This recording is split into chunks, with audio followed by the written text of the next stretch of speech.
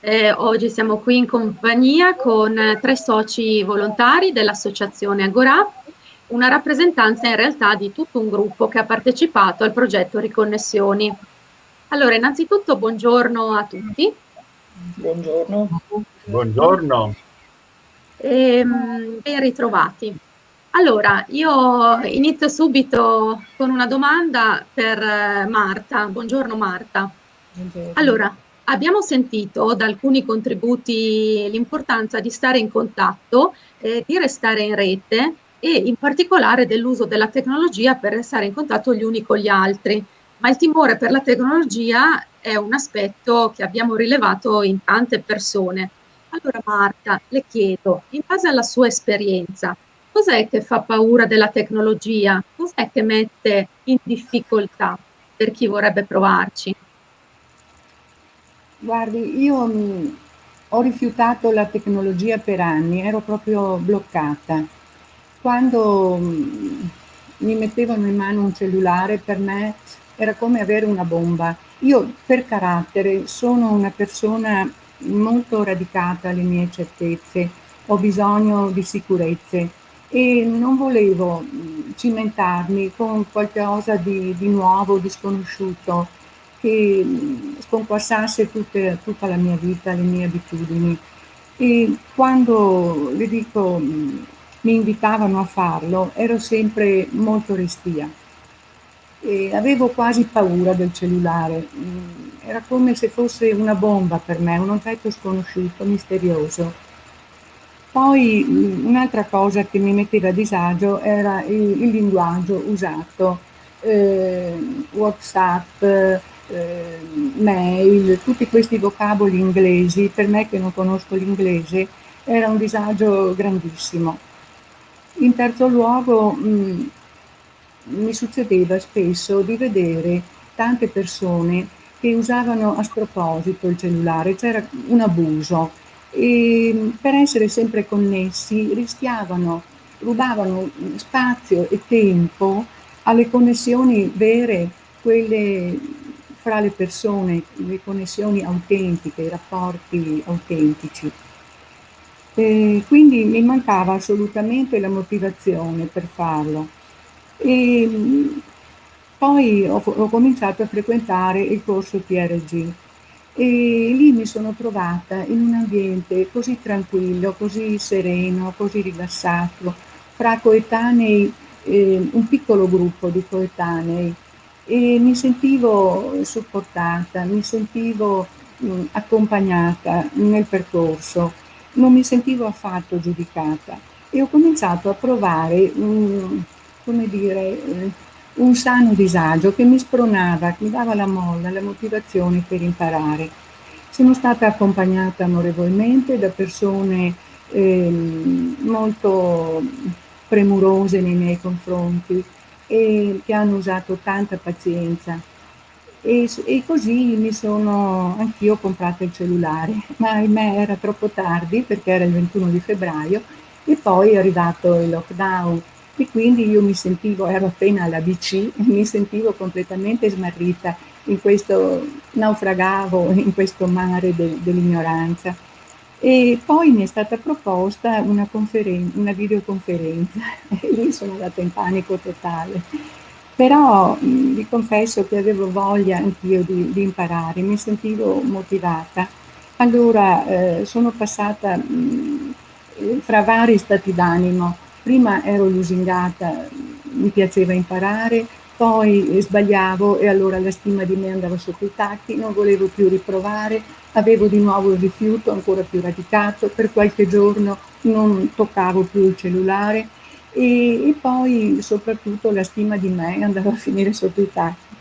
Però sono stata tanto sostenuta, tanto incoraggiata, tanto stimolata, per cui sono riuscita nella videoconferenza a vedere i volti, a vedere i sorrisi e mi sono sentita tanto rincuorata. Ho sentito che avevo vinto in questa mia ritrosia e la gioia più grande è stata il giorno di Pasqua quando ho potuto vedere la mia nipotina in videochiamata. Ecco, per me È stata una vittoria sofferta, ma una vittoria, ve l'assicuro. Grazie. Grazie, ringrazio Marta per averci fatto davvero comprendere che è normale essere spaventati un po' dalla novità, della tecnologia, ma che anche chi si sente intimorito può imparare e può avere vantaggi e numerose soddisfazioni. Grazie Marta.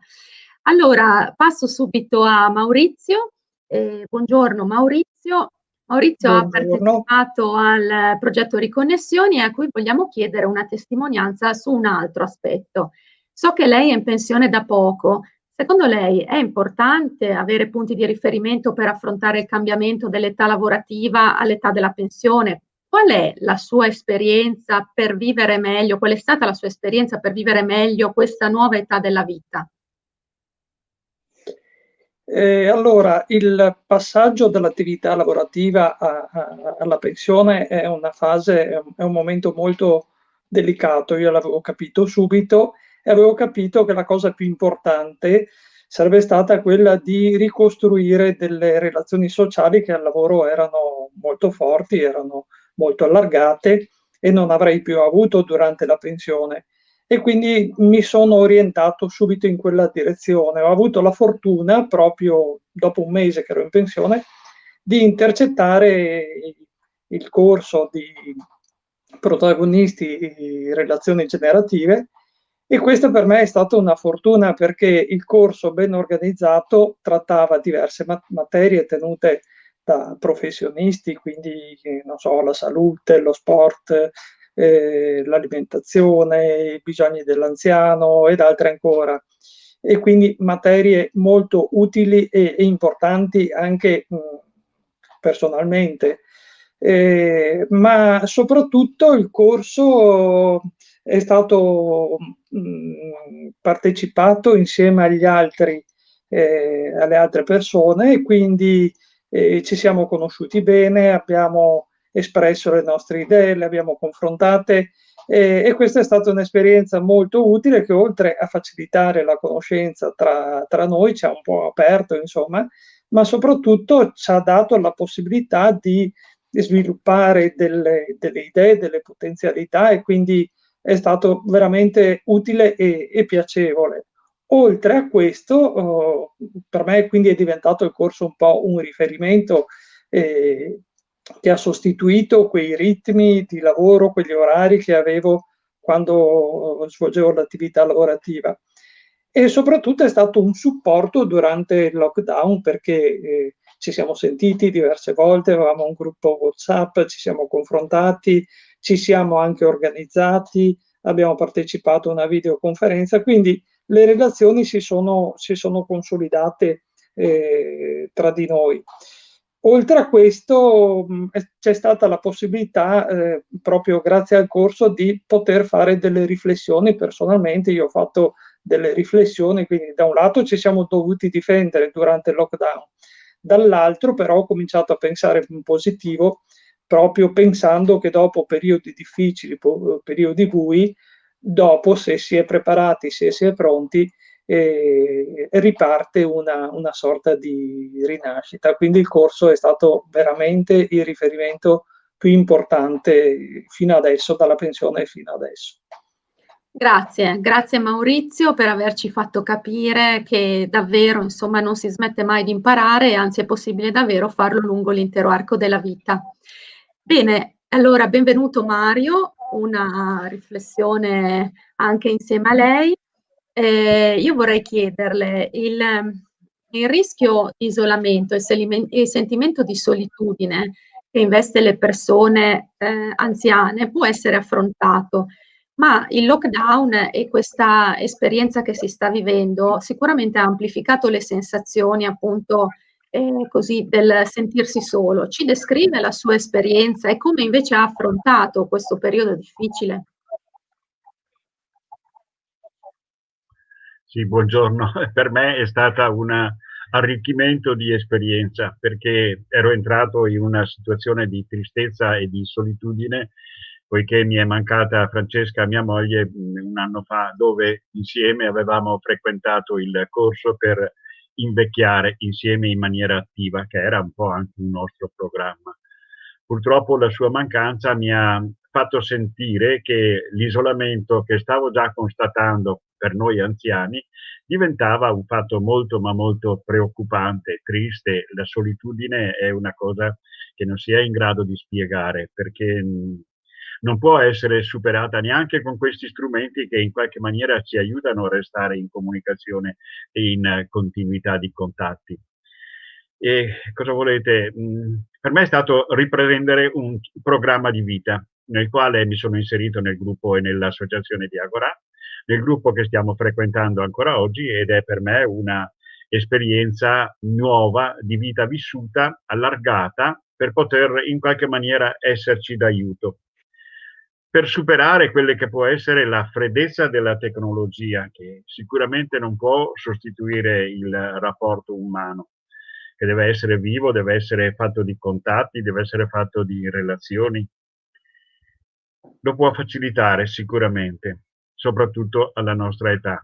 Quindi per me è un impegno per superare la tristezza che mi deriva dalla mancanza di mia moglie, ma per in qualche maniera sentirmi ancora presente nel contatto della società e favorire anche una attività all'interno della società. Questo è un po' il coraggio che sto per prendere e per portare avanti con voi. Grazie. Ringrazio Mario per questa bella riflessione di conclusione, ma ringrazio tutti per i preziosi contributi che ci fanno sentire sicuramente più vicini anche delle lontani e che saranno d'aiuto a tante persone in ascolto. Grazie. Grazie. Buona giornata. Grazie. Grazie.